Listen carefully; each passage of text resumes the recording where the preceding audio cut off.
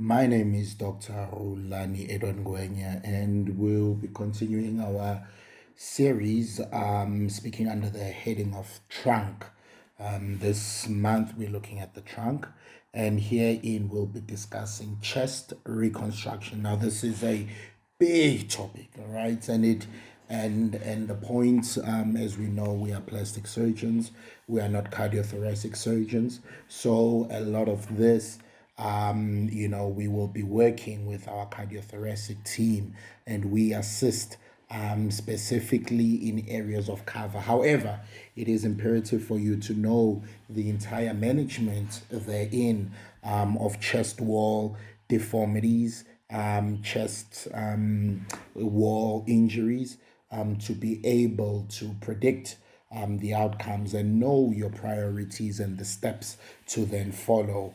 However, as I always mention, this does not seek to replace your learning, but merely to augment it. And the assumption is that you've read, you've got some basic content, and this just is a high level overview. Well, let's then start and speak about chest reconstruction. As you know, what I always emphasize is to know how to fix something and get it back to the normal. One has to know the normal. And thus, when it comes to anything, the anatomy is imperative. But not only is the anatomy imperative, in order to understand the anatomy, it's paramount to then understand the embryology therein, because you'll understand how the anatomy forms, which will interlock with how the physiology is then manifested. So, I need you to go back, look at your anatomy books, whatever you use, and just have a thorough grasp of the anatomy of the chest wall. The function, we know the function is straightforward. It's a protective layer. It gives that support to the thoracic viscera. But further than just giving a support as a barrier, a very strong barrier, if not actually the strongest barrier, one of the strongest barriers we have for any organs. The chest wall also assists with function. And what function is this? Respiratory function. And this is via the muscular contraction and the structural stability that it provides. Of note, it is also, a structure that's there for symmetric attachment of the upper extremity musculature and also to stabilize the upper limbs, specifically through stabilization of the shoulder joint.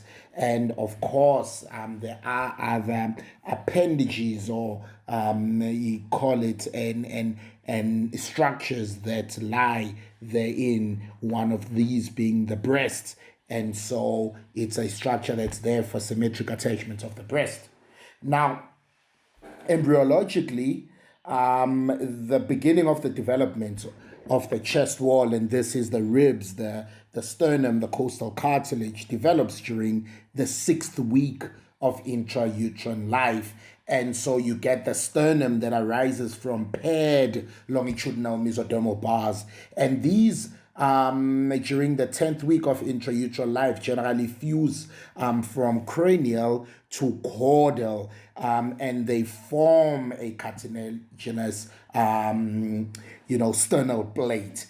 And the fusion, or rather, let one say, the failure of fusion therein will be that which leads to congenital cleft sternum, and inappropriate fusion will then give us certain other manifestations, which we'll get, which are induced, or rather influenced by the growth of the rib cage. These would be your pectus, excavatum, and carinatum. So the 1st and the 7th ribs, as we know, they extend ventrally to fuse with the sternum and this generally happens in the 9th week. And rib 1 to 7, we know these as the true ribs. But then remember, Ribs 8 to 10 are false ribs, while 11 and 12, we then know them as the floating ribs. And of course, we know why we call them this, and I'll go into the reasons therein.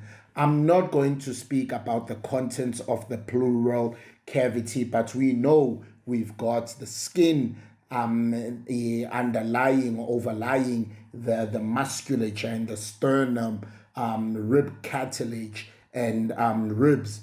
And then behind that, we've got a pleura, which is the visceral pleura. And then the contents or the organs therein, being the lungs, they would be surrounded by their own pleura, and this being the parietal pleura.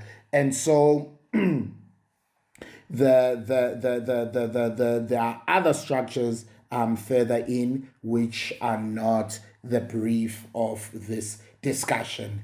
But just to better define the anatomy of the thoracic skeleton, as I've mentioned, we have 12 ribs in total. We've got the true ribs. This is rib 1 to 7, sometimes 8, but let's say ribs 1 to 7. And these we call your vertebrosternal ribs. And why? They articulate directly with the sternum through costal cartilages. But then we've got now our false ribs, or rather the vertebrochondral ribs. And what does that mean? Ribs 8 to 10, that is, they connect with the costal cartilages superior to them, rather than connecting directly to the sternum. And then, of course, we've got the floating ribs. These are your vertebral ribs, 11 and 12, and they do not communicate directly with either the sternum nor the ribs superior to them, and articulate only with their own vertebral bodies. Of course, we've got patients who may not have or who may have a 13th rib, but I'm not going to go into that. Let's maybe define then. We've got our ribs, and I've explained the cartilaginous structure that connects them to the sternum. But what is the sternum? It is a large central part which is elongated. It's a flat bone, estimated length about 15 to 20 centimeters. And the divisions therein, it's divided into 3. The manubrium, which is the higher, wider and thicker part of the sternum, and this is the part that actually articulates with the clavicle and the first costal ribs. There's a specific point wherein we use this structure anatomically to be able to count our ribs, which is the angle of Louis. And this represents the junction of the manubrium and then the other part which is underneath, which is the body of the sternum. And this will correlate to the articulation of the second rib. And so we are able to count our rib spaces, feeling for this angle of Louis. Now, the body will then be the longest of the 3 parts, and it's located, if we use our vertebral column, between T5 to T9 anteriorly. So this then will now be where the rest of the ribs then articulate. Mind you, there is a third part, which is the smallest and most variable portion of the 3 parts, and this is the xiphoid. Of course, we know it usually ossifies and unites with the sternal body later on in life, around the age of 40. Then these will be together as one. I've mentioned the manubrium as being the part that articulates with the clavicle, and then, of course, we've got our thoracic vertebra that will then form the structure or the anatomy of the thoracic skeleton, this being the solid structure. Now, note that, whenever we've got any ribs that are removed, specifically depending on the physiologic reserve of the patient. Whenever we've got any rib movement or any size gap, we will then have reduced mechanical efficiency in the form of having paradoxical chest movement that will then happen, thus comprising our respiration. And the numbers we generally use is, if in just normal individuals, if we have 3 or more ribs, the number that's used generally, if you've got 4 ribs going up, you will need reconstruction, because you would have an issue therein. But if you have, mind you, there is a population that's the elderly, which might have a problem if you have even as little as 2 ribs that are removed. They will need some form of stability, because you will get paradoxical chest movements. Size of the defect matters significantly, because when you have a flail chest, generally the number we used is greater than 5 centimeters. A flail segment that loses continuity with the surrounding chest wall, then your respiration will be inefficient. And so if you have a defect that's greater than 5 centimeters, you're going to need stability. But if it's less than 5 centimeters, it may be amenable to soft tissue reconstruction alone without bony stability.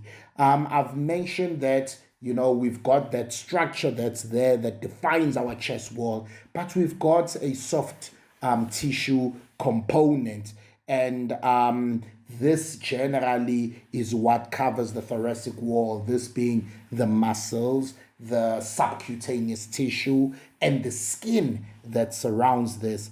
And the muscles can be subdivided for your benefit as either the primary muscles of respiration or the secondary muscles of respiration. Or further, we may add a third type, which are muscles that attach to the upper extremity of the body. And this we can divide as superficial or deep. So what are the primary muscles of respiration? This is the diaphragm and the intercostal muscles. All right. When I speak of intercostal, I speak about the external intercostals, the internal intercostals, and the innermost intercostals. Very important to remember this. General surgeons generally will know, especially when putting in an intercostal drain, is that the bundles are positioned where? Behind the costal groove, inferior to the rib. So that's where they is. So whenever you aim, it would be on a rib just above. But generally, that's where the bundles run, and the configuration therein is that the vein is positioned more superficially, followed by the artery, and then the nerve in that order. And all 11 intercostal spaces are wide anteriorly, and you would see that each intercostal bundle falls away from the ribs posteriorly to become more central within each individual space. That takes care of the primary muscles of respiration. Now there's the secondary muscles, and these are, you would see them coming into effect when someone is really struggling to then breathe. Your sternocleidomastoid, your serratus posterior, this being the superior and inferior heads, the levatus, costarums also kind of affected there. And then, of course, we've mentioned that there are muscles that attach to the upper extremity of the body and generally help to secure the scapula to the bony thorax. I'm not going to speak about those muscles, but you should know superficially, we've got the pec major and the pectoralis minor. And then at the back, we've got our trapezius and latissimus dorsi, which is supplied by the thoracodorsal. But there are deep muscles, these being your rhomboid major and minor, your serratus anterior and posterior, and then, as I've mentioned, the levatus costarum, which would be these muscles. The blood supply therein, we would know that the arterial supply to the chest wall, you can think of it as this round cylinder, and it consists primarily of paired intercostal arteries that originate from the aorta posteriorly, and then they run through the intercostal spaces as we've described, and they join these internal mammary arteries anteriorly along the sternum there. And the secondary arterial supply would then be, generally from the subclavian and axillary artery through in the form of the thoracoacromial, thoracodorsal, and lateral thoracic, which would supply, and the vena comitatus would generally follow the same anatomical structure. However, in the posterior mediastinum, the intercostal veins will terminate in the azygous system. There is an interesting structure, we know, the Pectus plexus, and that's held, a lot of controversy, and there was much discussion, certainly in my years of general surgery training before my plastics and reconstructive surgery. But generally, we would speak about this in breast cancer, and have this, the theories coming in that the metastasis to the chest wall and to the bone rather was actually through this the Pectus plexus and the drainage therein. Now, the sternum, unlike long bones, it doesn't have a separate nutrient artery, and so its nutrient blood supply is actually derived solely from a periosteal plexus, and this is fed by the segmental sternal branches of the internal mammary artery. So you can imagine that the dominant sternal supply is actually only from the internal mammary arteries, and so you take those, or there's a problem in those, such as in cardiothoracic surgery, then you might have issues therein, and we'll describe that in chest wall deformities. I'm not going to speak about the internal mammary vessels, but they I could cite that there. In fact, for breast reconstruction, we love them, actually the first choice before going for thoracodorsals, because the flow is much better. Although they get smaller when they go down, but it's got a reliable flow, and it's there in the medial part, and you get the medial coning as you attach, which assists rather than going on laterally. But I'm going to say caution in a patient who's had radiotherapy, because I've had that problem where you go and you look for them and they are so thin, and it's tough to do an anastomosis therein. Now let's go to chest wall defects or wounds. Let's speak about this. So etiologically, we can divide these into congenital and acquired. Congenital, the four main conditions that come to mind are your Poland syndrome. That one we spoke more in details with it when we spoke about breast. So if you're unsure, just go to our breast series. The Pectus excavatum, your Pectus carinatum, and vascular malformations. You may have issues therein. But acquired, trauma being one of them, tumors, from as simple as breast cancer, chest wall tumors, the main cause actually for benign being your osteochondromas, that generally will resect only if symptomatic, but you can get, your chondrosarcomas or desmoid tumors, which are more malignant. But more majority of these generally it's with breast and lung cancers as the most common, and there may be thoracic visceral tumor extension that goes into the chest wall requiring excision. Therefore, infection being one of the causes, such as your empyema, bronchopleural fistulas, surgical site infection, mediastinitis, sternal osteomyelitis, pneumonia, and we can go on.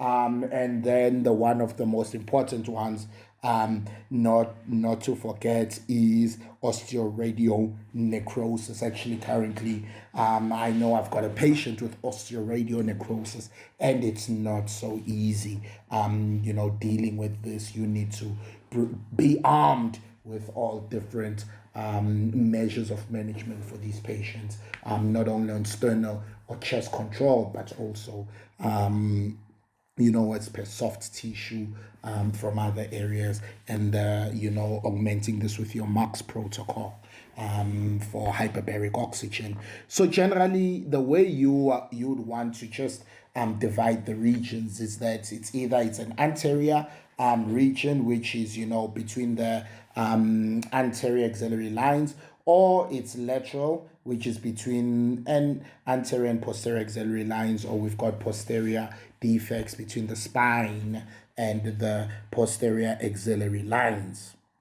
Now, I'm not going to stick into going into the theological issues therein.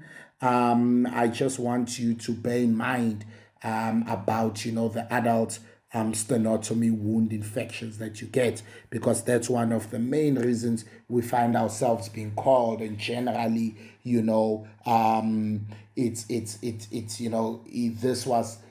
he received much attention and was actually first described by I think it was Julian in the late 50s for use in in cardiac surgery, where they describe the median sternotomy.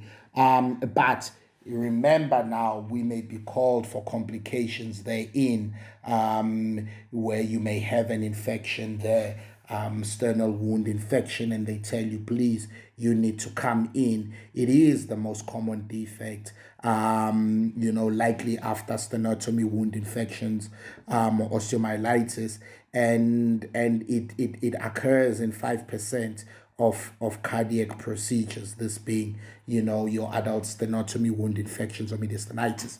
So something you got to take seriously, because it can be life-threatening. Of course, we look at the comorbidities of the patients, and these are generally patients with, systemic comorbidities such as obesity, small vessel disease, prior cardiac surgery, diabetes, or someone who's had a previous sternal fracture, transverse sternal fractures being the main ones that are actually an issue, or someone who's had surgical mobilization of internal memory arteries. Children less than 1, generally males, also keep an eye, because these they may present with this, and succinctly, you want to manage this patient who's referred to you with the sternal injury as per the O'Brien principles, and that's something I like to always revert to. And what are the O'Brien, and what did O'Brien say about this? And O'Brien speaks about the main O principles, but perhaps just to give you an overview before going in, you want to manage this in a multidisciplinary team, this being your cardiothoracics, you, the plastic surgeon, the anesthetist, pulmonary, surgeon, ICU, etc. And preoperatively, you want to get a control of the patient factors therein, and and also enhance their nutrition and make sure you on top of that you've got DVT prophylaxis, etc. And then we look at the wound, and you want to get swabs, you want to make sure it's fine. CT scan of imperative, because you want to exclude an internal mediastinitis that is going on, and check what is happening in there. And then you will classify basically your wound. We've got our Parallelo and Arnold classification, which divides this into type 1, type 2, and type 3. Type 1 being anything from 1 to 3 days, and type 2, 1 to 3 weeks, and then type 3, then after, these, it's months to years. And your type 1, generally, what you find, these are patients who've got this, serosanguinous drainage. They've got no cellulitis or osteomyelitis, and when you do a culture, it's actually sterile. They have no or rather negative culture, and these are patients you want to explore, debride, and close.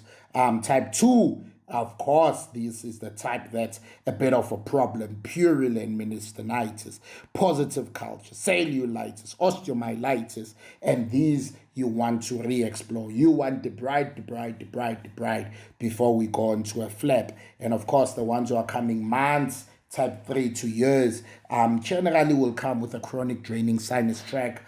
They will have positive cultures, but whatever cellulitis is present will be localized. And so you then want to manage these patients and get rid of the osteomyelitis, costochondritis, or any foreign body that's generally always there that you need to perhaps remove. And your operative approach in these patients, as I've mentioned, is through the OBriens Old Principles. And what does O'Brien say? It says the first O, you need to optimize the patient. And then you optimize the wound. And that involves microbiology, swabs, debridement, vet dressing, whatever you're going to use. And then you are going to now outline your defect. So you define it. What's the size? What's the location? What's the composition? The components therein. So we've optimized the patient, we've optimized the wound, and then we outline the defect. And O'Brien then says if it's over, the other O, over 4 contiguous ribs, the mandate is for skeletal stability. And the main other thing is then you want to obliterate the dead space and provide cover with a well vascularized tissue. And that's generally the main thing. Now, a note to then make, with kids, you want to debride, but you don't want, or rather, you want to avoid, external resection and costal cartilage, resection. And why, since ossification in these is not yet complete. So whenever you over, resect, whenever you resect, you may actually over resect certain structures. And for these also, your flaps of choice, you would then need to look, because the peg majors generally much smaller. Elevate, the omentum rather is also thin, and might not have sufficient bulk. So these ones you may have to look outside the box, go to the rectus abdominis muscle, since generally it's wide, thin, it's usually long. But now for the adult, when we look at our reconstruction options, we will then divide it into specific sites. Just of note, you may have those patients, of course, who come with the pacemaker that it is extruded. And generally, you've got, it may, whatever the cause may be, whether mechanical erosion, infection, but it's a foreign body in inverted commas. Therefore, you need to remove the exposed unit. and place it, others would say, in a temporary external pocket. Admit, optimize the patient, and then once everything is sorted, you've got cover, you put it in the right place. And generally there's controversy in some other management, but the principle is actually that.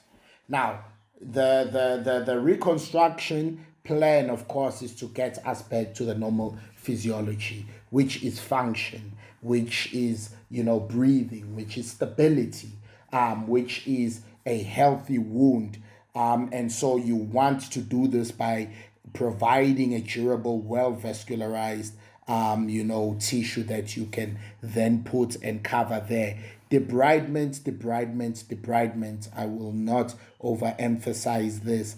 And you want to just be minimal in terms of, and not so radical in terms of removing the sternum. Because with debridement, actually, you generally, and the use of negative pressure wound therapy as an adjunct, you will see it helps a lot as a bridging therapy. It increases local blood flow, decreases the bacterial load. All of these things, and so it's a valuable adjunct to use and to have in your armamentarium. Now, how do we then reconstruct? Now, the way to reconstruct, let's start it from the bottom. We look at the chest wall. The chest wall, we debride, but we had a point of reconstruction. So the chest wall, what we want to then do, of course, is to then decide, do we have stability or not? If we have stability, we're good. We're only looking for chest, soft tissue cover. But if we don't, then we've got to look at what other options can we put. And generally, here you would see we usually go for alloplastic reconstructions. That being, your mesh that you can then use. We use Gore-Tex expanded, poly tetraurofluorethane, which is your EPTFE. And it's a semi-rigid microporous, quite malleable and flexible. But what we like is that it does not incorporate, but being that, you must know that it is prone to seromas. But a good solid mesh there will keep things. There is polypropylene that is sometimes used, but just note that it can fragment, and when it becomes infectious, it's a bit of a problem. There are acellular dermal matrix that you can use. It's semi-rigid, but also prone to seromas. There's the PMMAA, which is rigid, but perhaps a bit too rigid. And we get higher infection and extrusion rates, which then ensue. But option number one, what would I go for if I had to choose? Titanium plate fixation. And you take that, you apply it transversely across the sternum and the ribs, and this provides true fixation. It's a stable repair that you get from this. In fact, results show that there's earlier extubation. In fact, 96% within the first 24 hours in some studies, and allowing for early return to mobility and activity. So titanium plate, very good option therein. Now, what's our autologous repair? It depends on what? On size. This is soft tissue I'm speaking about. So where is the defect? And so, if you go and have a look at the papers, they'll show you many areas. Generally, you want to use either regional or free flaps for these areas, depending on the size they're in. Now we've got chest wall, we're good. So what do we then want for soft tissue coverage? They will say if it's small primary, you can close it or you do a skin graft. But you do then a pedicle depending on the size that it is. If it's anterior, PEC will work. Even the rectus will work. If it's lateral, your latissimus dorsi or the rectus will work also therein. If it's anterior lateral, The let is also a very good option. Mind you, the let can actually go far in some cases where we have used it even for anterior sternal defects. Posterior lateral, what can we have? Or posteriorly? Posteriorly, we've got still the latissimus dorsi, but we've got the serratus there.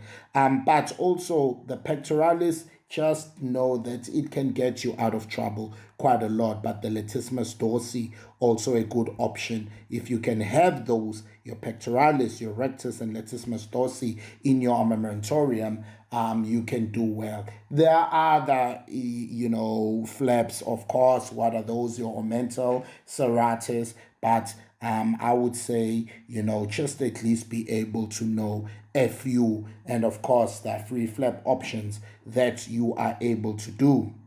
And so I think that should cover everything. Post-operatively, of course, complications, hematoma, wound dehiscence, sternal necrosis. But we can generally deal with those.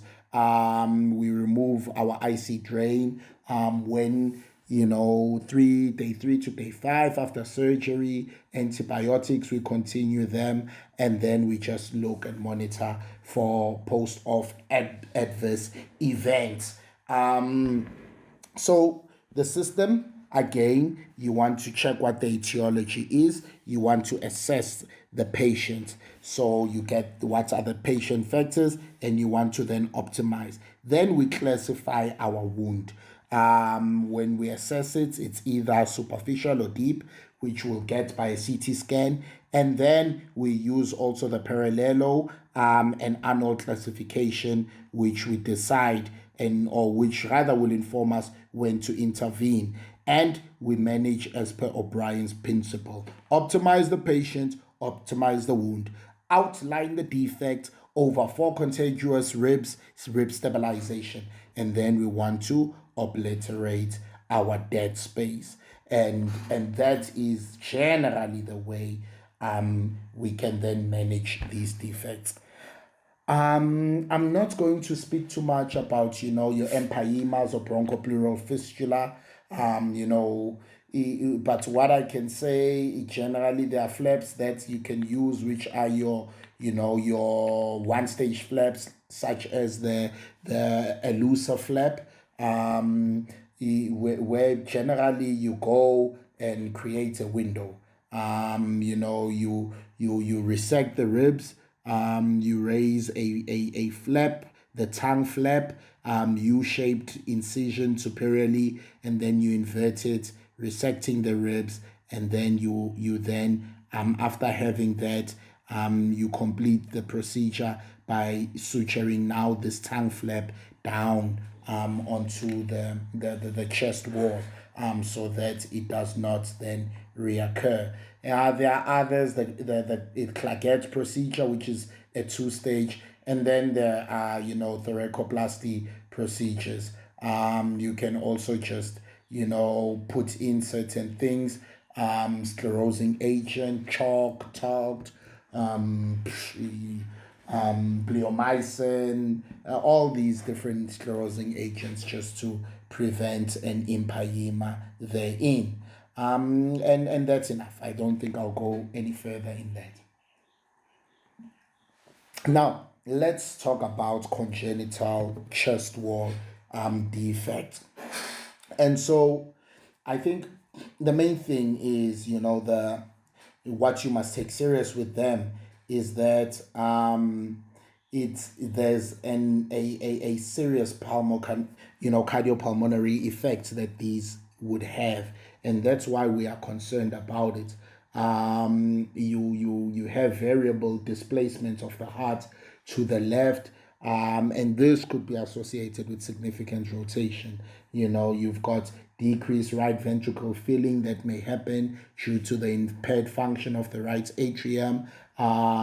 This further physiologically, will reduce stroke volume during exercise. There's the effect on the, pulmonary system, where you've got decreased lung capacity. and inspiratory vital capacity. And so that's why we kind of take this seriously. Generally, we know that chest wall depression is actually better tolerated in infancy. However, many older children report dyspnea, cardiac dysesthesia, and limited, performance. So chest wall or congenital chest wall deformities are actually quite important. And how do we then define these? There's a classification, which is the Willitold's classification.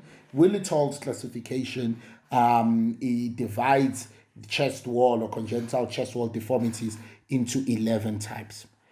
Type 1 looks at your pectum excavatum. So that will be type 1 to type 4. Type 5 to type 8 will be your pectus carinatum. And then you then have a combination therein that you will see coming into 9. And then your thoracic hypoplasia or aplasia, which will come into 10 as we get in Poland's. And then you get a cleft that may form a sternal cleft defect, which is 11. Now, how do we divide our pectus carinatum? Type 1, there's symmetrical pectus excavatum, however, with a normal configured thorax. Type 2, there's asymmetrical pectus excavatum, however, with a normal configured thorax. So one is symmetrical, one is asymmetrical. What do they share in common? The configuration of the thorax. Now, type 3 and 4. Type 3, symmetrical pectus excavatum associated with platythorax. The other one, type 4, it's asymmetrical and it's associated with platythorax. So it's associated with abnormal thorax. 5, same story, symmetrical pectus carinatum with normal configuration. Type 6, asymmetrical with normal, a configured thorax. Type 7, symmetrical pectus carinatum with abnormal or a platythorax. And then type 8, asymmetrical with platythorax. Okay, very simple. Number 9, type 9, a combination. Type 10, aplasia or hypoplasia, and type 11, a cleft. Very, very simple. All right, most common, of course, of these is the pectum excavatum, and that's the one that's more deep in incidence, being from 1 to 400 children, so quite common. In fact, 10 times more common than your pectus carinatum. And herein we will have more males actually affected than females at a ratio of 3 to 1. There are other associated things you should look for: your scoliosis, your Marfan syndrome, etc. And congenital heart disease will always come, as it is observed. And generally, these are patients who may come to you, even elderly, and say, look, I've got a problem here.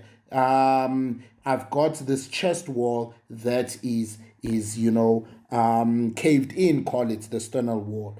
And they may present in one of 3 phases, actually. Either on mild, moderate, or severe. Mild, they're just asymptomatic, and that's the majority of them, but they've got a defect. So they're coming in for a defect. Then you've got those who are coming in for what? For shortness of breath, for fatigue. So they are symptomatic, but it's moderate. And then severe, they've got serious compression. And so what we then do here, we then want to do a CT scan and look, or rather quantify the severity of this defect using our CT scan. And we use something known as the Haler index. And what's the Haler index? We look at the maximum, transverse diameter that we measure, and then we divide that by the minimum AP diameter, or rather distance, that is there. So the diameter transverse divided by the AP, and then we're going to get, normally we know it should be 2.5. However, if there's significant pectus deformity, it will be greater than 3.25. This now shows that there's significant Pectus, excavatum. And so we would then need to then manage this. I'm not going to get into the pathophysiology. We know there's excessive growth of the lower costal cartilage, and this causes the posterior sternal depression that then forms. The sternum may also rotate, and basically there are varying degrees that then comes in. But how are we, or what are the indications for intervening in a reconstructive setting? It's cosmesis, number one. Remember, I spoke about that asymptomatic group, psychological factors, and then there may be respiratory or cardiovascular insufficiency. Now, here's a patient that comes in. When are you going to intervene? Timing is of the essence. And so we look at between 2 to 5 years of age. That's when we will generally repair. And there are various procedures that we can use. There are non-surgical procedures that we can use, which will be just, insertion of a prosthesis. So you put a prosthetic mollage. That's where we've got the imaging of the patient, and it's fabricated from a medpole, which is porous propylene, anything, a solid silicone based on a 3D recon, and then you just put that implant in a subcutaneous pocket. That's it. And that generally will sort it out. So it's just putting in the implant there. Others would then say, no, look, we must intervene, surgically for these. And what options do you have? I'm going to give you 3 options. The Ravitch procedure. What is the Ravitch procedure?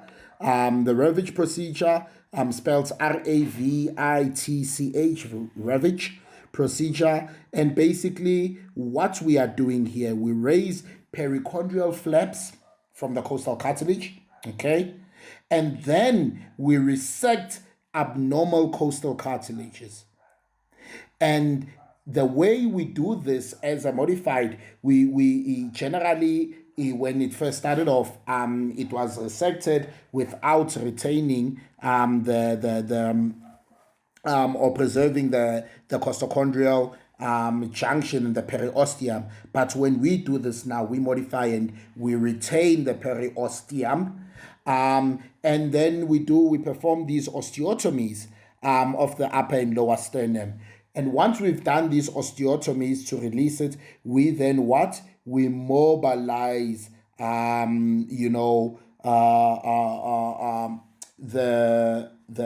sternum anteriorly, and then we stabilize it in its new position with wires, or we can put in bars. And what do we then use as per the Ravitch procedure? The pec muscle, the pectoralis muscle, is then sutured over the sternum in the midline. And that's the general Ravitch procedure. Remember, I told you that original description did not use actually your perichondral flaps, or actually preserve the costochondrial junction. And this just resulted in a lot of damage to the neurovascular bundles, and it limited our rib growth centers. And so now we raise the perichondrial flaps, we resect the cartilage that's abnormal, we retain them, and also we preserve the costochondrial junction in so doing. Osteotomies to our sternum, mobilize it into position, fix it with wires and bars, suture the pec muscle over the sternum. There are other procedures such as the sternal turnover, which basically just mobilizes the sternum based on a pedicle, or rather the internal memory pedicle, and then you turn it over and you shape it with anterior osteotomies, and then of course you then stabilize it with stainless steel bars, and generally that's it. You just turn it over on a pedicle, and then you osteotomies to get it into the way that you want it, and then you fix with wires, stainless steel wires. The one that's done quite commonly is the NUSS procedure, NUSS, the NUSS procedure. And this I actually like. It's minimally invasive. And what you do, you basically slip a concave steel bar behind the sternum. So you go on the side, you put this bar, which is concave shape. It's minimally invasive, remember. So some, when we did it, last, we like to use, just put in a thoracoscope. And then you can do it under thoracoscopic guidance, and you look as you put in that, and not just blindly, but others have done it blindly. But you pass basically this bar retrosternally while looking at it under thoracoscopic guidance, and then you re-enter the subcutaneous plane on the other side, where you reach the opposite lateral chest wall. And then what do? We now then flip the bar. Remember, it's a concave steel bar that's put, and then now we flip the bar to a convex position. Basically, what is that going to do? It anteriorly displaces the sternum and corrects the deformities. Remember, in adults, may not be so effective. The chest wall is not as pliable, but it's a very good option. The sooner you use it, the better. Actually, my favorite option over the two. Now, perhaps we can just know about Pectus carinatum. And the important thing to know about that, not so common, 3 to 7% of chest wall deformities.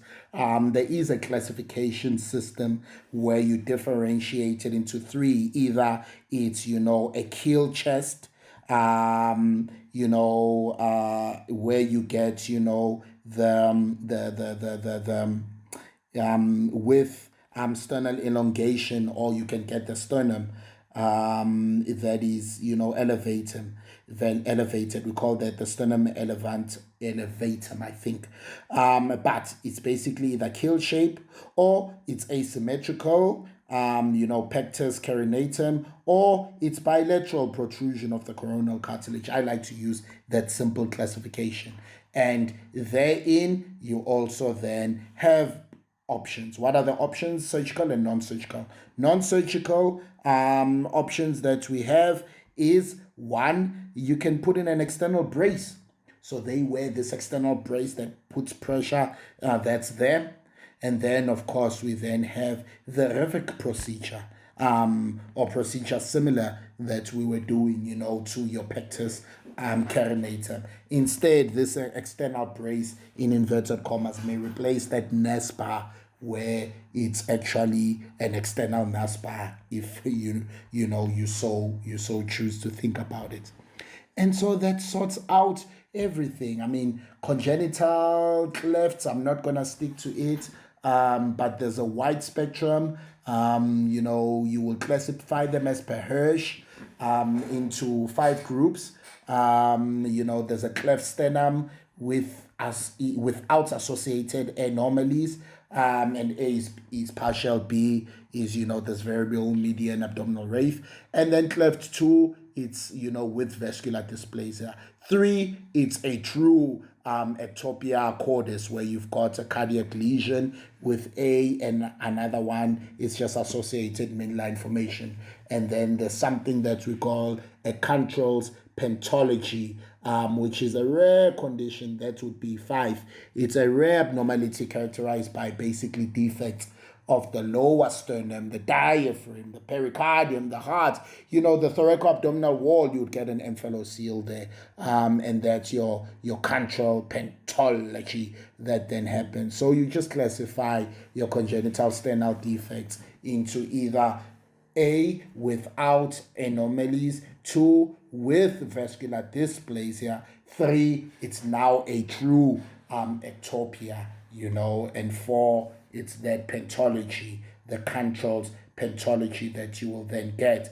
And then, your treatment basically As we've mentioned, either you're going split rib grafts, coastal rib grafts, autologous tibial periosteal grafts, pec muscle transposition, or just prosthetic material that you can then put in. I'm not going to go into cardioplasty. I think that's something, perhaps if you've got interest, you can have a look at. And there are ways that we can intervene to assist these, but I don't think it's really necessary for the scope of this brief. But yeah, I thank you for your attention. I think we're able to identify and treat patients. You just want to sort out the etiology, sort out the patient, classify your wounds, as per Perololi, who will then inform you on when to then intervene, and then you intervene by implementing OBriens principles. Don't forget your scan to rule out a mediastinus. You take care of the patient, take care of the defect, and then assess what you've got therein, and then you manage accordingly using the flap based on the position they're in. And then your pectus, it's your timing 2 to 5, excavatum being more common, and then you choose how you're going to intervene based on how they present. Are they symptomatic? Are they non-symptomatic? As in mildly symptomatic, shortness of breath, fatigue, or there's decompression that's required there. So then you then come in as per measured with the Haler's classification 3 to 2.5, quite significant. Then you put in and implement your surgical measures, your Revig, your NAS, your sternal turnover procedures being the ones. Thank you for your attention, and I look forward to the next talk where we'll be speaking about abdominal wall reconstruction. Bye-bye.